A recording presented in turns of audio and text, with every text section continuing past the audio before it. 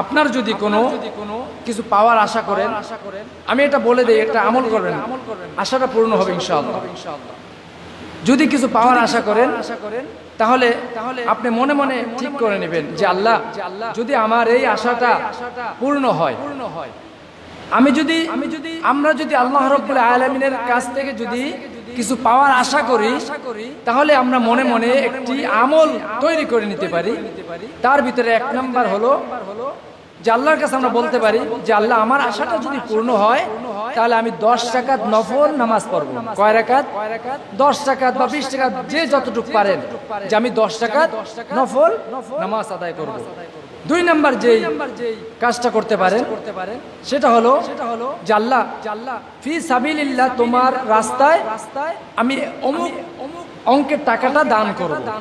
তোমার রাস্তায় অমুক অঙ্কের টাকাটা দান করবে, সেটা 500 হোক, 1000 হোক, যাই হোক, আপনার তৌফিক দেখি।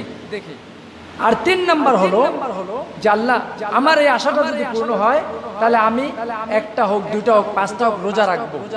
এই নিয়ত যদি করতে পারেন, ইনশাআল্লাহ আমি আশাবাদী আপনার সেই আশাটা আল্লাহ রাব্বুল আলামিন পূরণ করে দেবেন। এই জন্য এভাবে করবেন। কিন্তু আমরা কি করি, আমার এই আশাটা যদি পূর্ণ হয় তাহলে আমি বাবার দরবারে সিন্নি দেব, বাবার দরবারে সিন্নি দেব, বাড়িতে বড় করে একটা মিলাদ পড়াবো, এরকম বিভিন্ন প্রকার একটা নিয়ত করি। এগুলো করব না। আমরা যেই আমলগুলো করলে আমল আমাদের গাঢ় হবে, সেই আমলগুলো করব। পারবো তো ইনশাআল্লাহ।